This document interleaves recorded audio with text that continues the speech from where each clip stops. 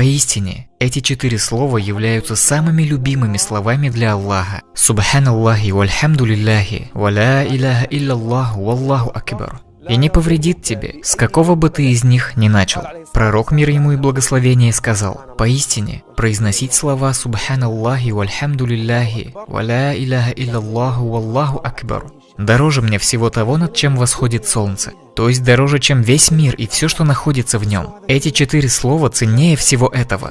Знаете почему? Почему эти слова настолько ценны? Почему они лучше, чем весь этот мир, и Всевышний любит их больше, чем другие поминания? Пророк, мир ему и благословение, сказал: каждое произнесение слова Субханаллах есть милостыня. И каждое произнесение слова Альхамдулиллах есть милостыня. И каждое произнесение слова Ля иляха илляллах есть милостыня. И каждое произнесение слова Аллаху Акбар есть милостыня. Сообщается от Анаса о том, что однажды посланник Аллаха, мир ему и благословение, взял ветку дерева и потряс ее, но листья не упали. Затем он снова потряс ее, но листья не упали. Затем он потряс ее в 3-й раз, и листья упали. Тогда он, мир ему и благословение, сказал: поистине, слова Субханаллахи вальхамдулиллахи, ва ля иляха илляллаху, валлаху акбар непременно сбрасывают грехи, подобно тому, как опадают листья с этого дерева. Пророк, мир ему и благословение, сказал: тот, кто скуп на пожертвование, боится встречи с врагом на поле боя и не находит сил выстаивать ночи в молитве, пусть почаще произносит слова Субханаллахи вальхамдулиллахи, ва ля иляха илляллаху, валлаху акбар. Повторяй эти слова почаще, чтобы возместить упущения в других делах. Посмотрите, эти слова способны заменить некоторые важные виды желательного поклонения. Если ты не можешь выстаивать ночи, раздавать милостыню или сражаться на пути Аллаха, то часто повторяй эти слова.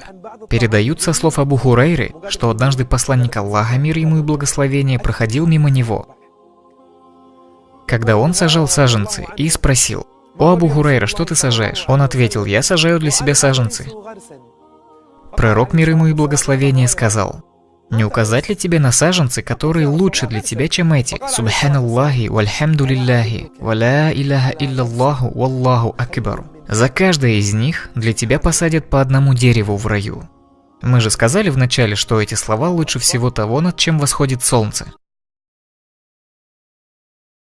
Пророк, мир ему и благословение, сказал: когда ты говоришь Субханаллах, Аллах говорит: ты сказал правду. Когда ты говоришь Альхамдулиллах, Аллах говорит: ты сказал правду. Когда ты говоришь Ля иляха илляллах, Аллах говорит: ты сказал правду. Когда ты говоришь Аллаху Акбар, Аллах говорит: ты сказал правду.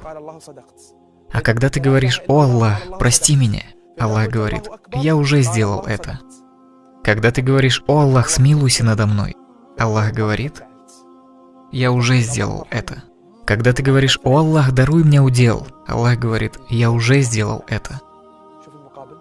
Посмотрите на великое воздаяние. Вначале Аллах подтверждает твою правоту, а затем говорит: я дам тебе то, что ты хочешь.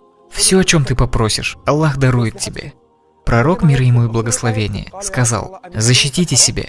То есть примите меры безопасности, вооружитесь. Сподвижники сказали: о посланник Аллаха, от врага, который напал? В ответ он сказал: нет, это ваша защита от огня. Субханаллахи вальхамдулиллахи, ва ля иляха илляллаху, валлаху акбар. Поистине, эти слова в судный день встанут впереди нас, сзади и по бокам. То есть в судный день эти слова окружат вас со всех сторон и защитят от огня ада. Это и есть нетленные благодеяния. Богатство и сыновья – украшения мирской жизни, однако нетленные благодеяния лучше по вознаграждению перед твоим Господом, и на них лучше возлагать надежды. А нетленные благодеяния лучше перед твоим Господом по вознаграждению и по исходу. Когда ты вернешься ко Всевышнему, ты увидишь величину награды за эти слова. Повторяй их почаще. Когда выходишь на улицу, едешь в машине, ложишься спать и в любое другое время. Субханаллахи, вальхамдулиллахи, ва ля иляха илляллаху, валлаху акбар.